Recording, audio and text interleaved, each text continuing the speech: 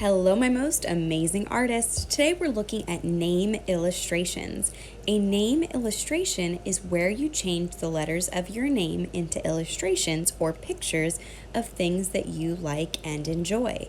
So you change the letters into objects. You might have to bend them to fit every which way, but it looks awesome. These are some middle school examples. If you would like to make a name illustration, you're going to need a pencil, Sharpie, some coloring supplies, and maybe a ruler. That would be helpful. To start, I'm going to sketch my name on my paper, holding it horizontally, and I'm going to sketch it super light, using that ruler to help me out and guide me to make my name in the middle of my paper.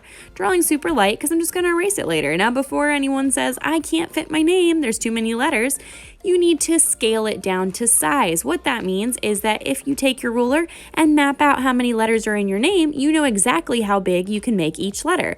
All it's called is proportion, making something to size with that paper. So if my name is short, like it is, Miss Q, I would make it bigger. If my name is very long and has a lot of letters, I would just make it a little bit smaller.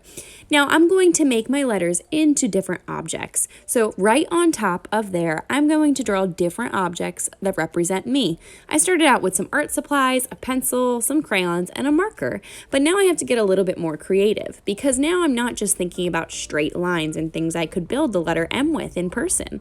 I have to think about how I could bend objects to fit into those letters. So for the S, it could be something like yarn. That's an easy way to make an S with something that bends. It could be a game controller with the USB cord, whatever. For the dot in my name, that's easy. I can draw a Mickey balloon because I love Disney. For the Q, I'm going to go back to art supplies and draw some scissors. But now, it would make sense if the scissors were cutting yarn. So instead of doing the S with yarn, I'm actually going to make the Q be the yarn. This is why it's important to start with pencil because you might need to erase. So I'm actually going to turn the S into a cat because I realize that's an important thing about me. I love cats, so I'm going to turn my S into a cat.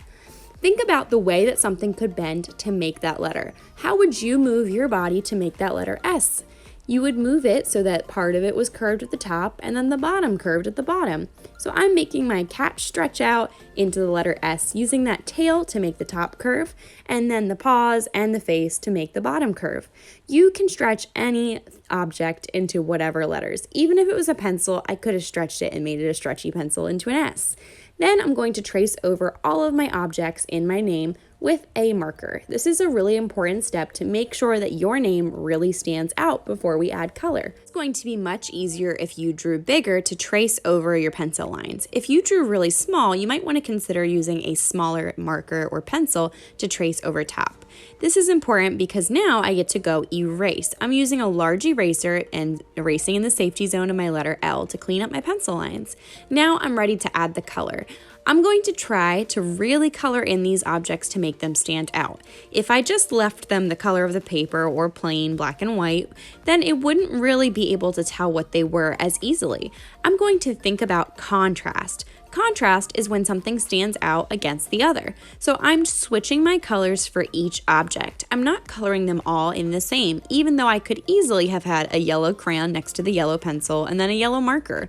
But I decided to make them all different so that those objects stood out. But you can still easily tell that my name says Miss Q, but it's all made out of things that represent me. Art supplies, cats, Disney, and, more art supplies. No surprise there. So because my name was so short, I still have time to make more letters. So I'm going to say art underneath. If you wanted to get really tricky, you could write art portfolio, but you don't have to. I decided to do some more art supplies, some plants because I love plants, and then a palm tree.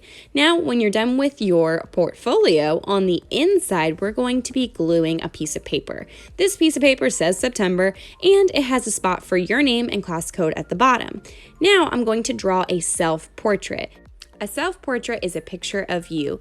Usually self-portraits are only from your shoulders up, so just showing your face, your hair, your neck, and your shoulders, and a little bit of your shirt.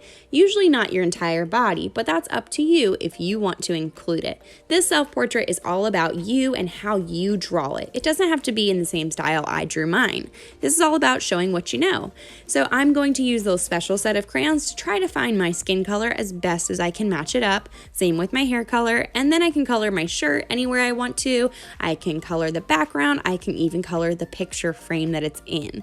So I'm going to work on my shirt, adding that picture frame, adding a background, all of that stuff, and the details. Now remember, this self-portrait is going to be glued inside of your portfolio. I'm going to put the glue on the back after I have my name and class code, and then glue it in on the left-hand side.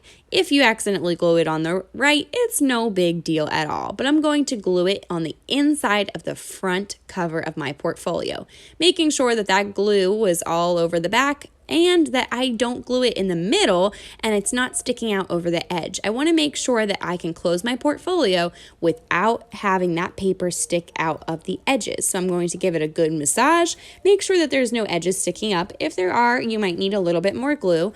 And then I'm going to glue in my second paper. Now this second paper is your choice. There are 3 different coloring sheets that you can do related to art and things we do in art, like the elements of art or the mantra. You get to pick which one. That is a free coloring sheet. So you can color that if you finish with your portfolio front and cover and the back of the cover and your self-portrait, and then you can color in that if we have time. Once they're all glued in and finished, it's time to clean up, make sure all the crayons get in your bag, everything gets put away, and your portfolios are always going to go in that rectangle bin in the middle of your table. Have fun, artists!